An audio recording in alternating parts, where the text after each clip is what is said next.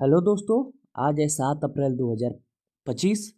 आज के कुमार गौरव सर द्वारा चलाए गए टॉप 10 करंट अफेयर का रिवीजन करेंगे। तो आइए दोस्तों शुरू करते हैं। पहला प्रश्न है, मित्र विभूषण पुरस्कार किसे मिला है, बताइएगा। मित्र विभूषण पुरस्कार किसे मिला है दोस्तों? तो श्रीलंका ने दिया है। किसे दिया है?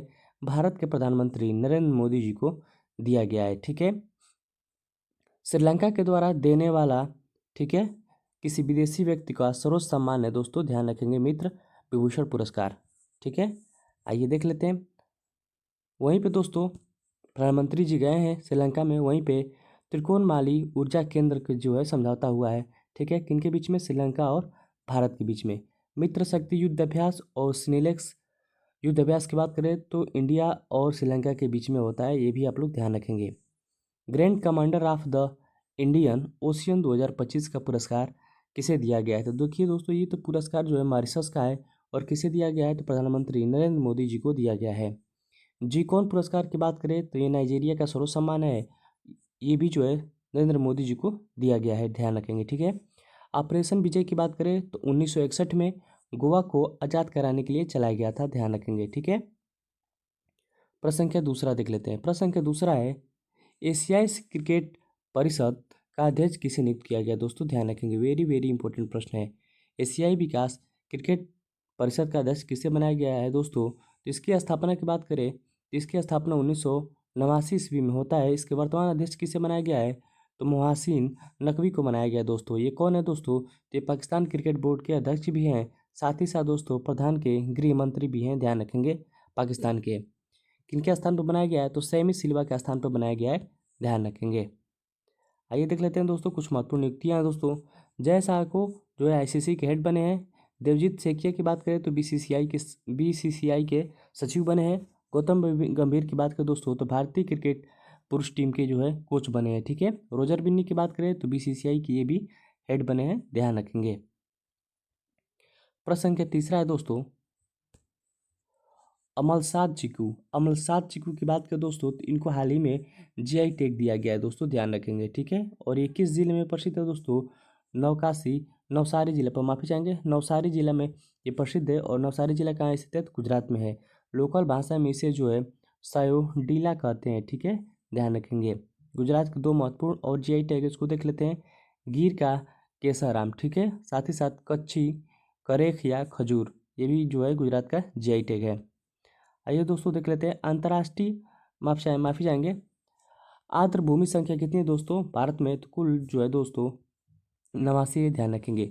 जीआई एक्ट कब आता है? तो 1999 के एक्ट में आता है, ध्यान रखेंगे। ठीक है, भारत का पहला जीआई टैग किसे दिया गया है? तो 2004 में दिया गया है, दार्जिलिंग को, चाय को।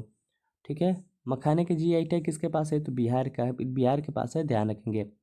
प्रश्न संख्या 4 देख लेते हैं दोस्तों, बिम्स्टेक की अध्यक्षता किसके द्वारा किया जा रहा है दोस्तों? हाल ही में बिम्स्टेक की अध्यक्षता किसके द्वारा किया जा रहा है, बताइएगा। किसके द्वारा किया जा रहा है? तो बांग्लादेश के द्वारा किया जा रहा है, आप लोग ध्यान रखेंगे। इसकी स्थापना की बात करें तो 1997 ईस्वी में होता है। इसमें जो है कुल 7 देश सदस्य है बिम्स्टेक के। कौन कौन से? Bangladesh, India, Myanmar, Sri Lanka, Thailand और नेपाल और भूटान। ठीक है, ये दो महत्वपूर्ण देश नाम रखेंगे दोस्तों। जो आपसे प्रश्न पूछेगा कौन से बिम्स्टेक के ऐसे दो सदस्य हैं जो बंगाल की खाड़ी से अपना जो है सीमा नहीं बनाते हैं, तो नेपाल और भूटान हो जाएगा, ध्यान रखेंगे। ठीक है, इसकी पहली बैठक की बात करें बिम्स्टेक की तो 2004 में होता है थाईलैंड में। दूसरा बैठक होता है नई दिल्ली में। ठीक है, वहीं छठवीं बैठक की बात करें तो बैंकॉक में किया गया है, ये 2 वर्षों के लिए होता है। इसका थीम क्या था दोस्तों? बिम्स्टेक समृद्धि, लचीला और खुला। सातवां बैठक कहाँ होगी दोस्तों? तो बांग्लादेश में होगा, और ये 2 साल के लिए होगा। ठीक है, G20 का 2024 का बैठक कहाँ किया गया है? तो ब्राज़ील में किया गया है, ध्यान रखेंगे।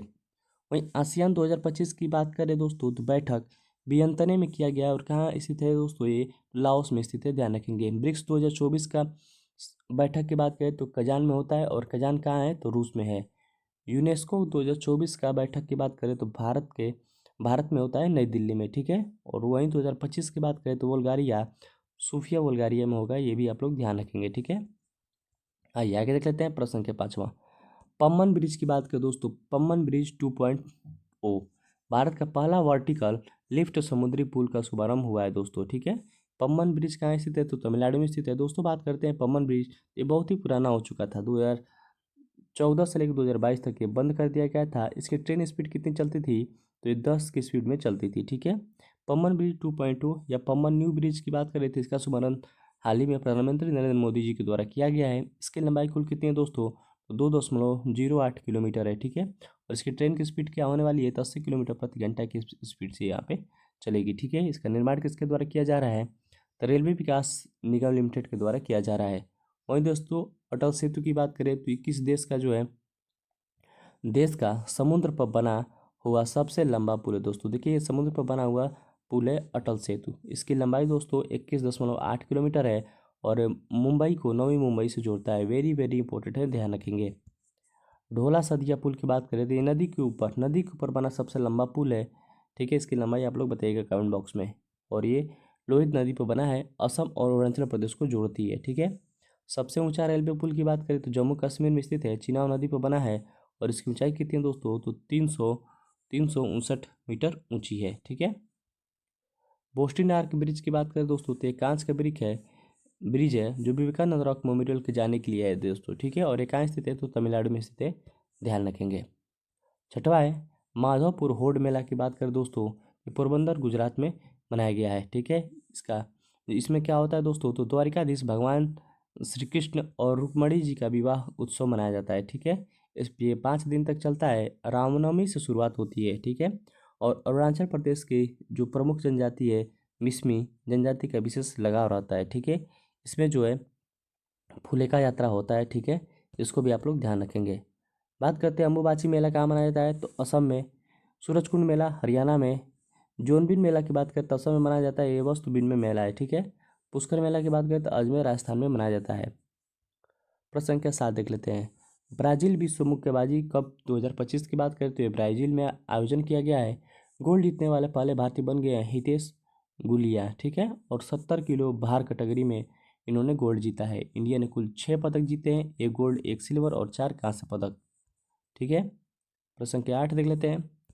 पेंशन पर पहला अंतर्राष्ट्रीय शोध सम्मेलन का आयोजन किया गया है, तो ये नई दिल्ली में किया गया है दोस्तों, भारत मंडपम में। इसका सहयोग कौन कर रहा है, तो विश्व बैंक द्वारा सहयोग किया जा रहा है। पेंशन फंड नियामक प्राधिकरण विकास प्राधिकरण के द्वारा, साथ ही साथ IIM अहमदाबाद के द्वारा आयोजन किया गया है। ठीक है। इसका उद्देश्य रहेगा भविष्य में वृद्धजनों के आय को निश्चित करने के लिए आयोजन किया गया है। ठीक है।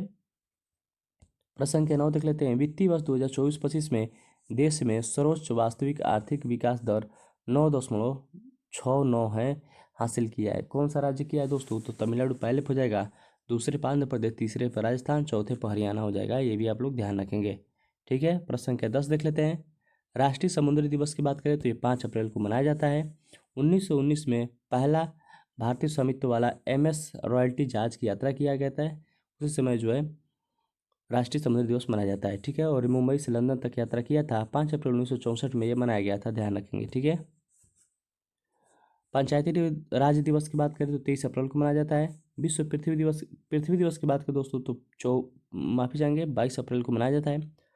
क्षमता दिवस की बात करें तो 5 अप्रैल को मनाया जाता है। विश्व होम्योपैथिक दिवस की बात करें तो 10 अप्रैल को मनाया जाता है। विश्व लीवर दिवस की बात करें तो 19 अप्रैल को मनाया जाता है, ध्यान रखेंगे।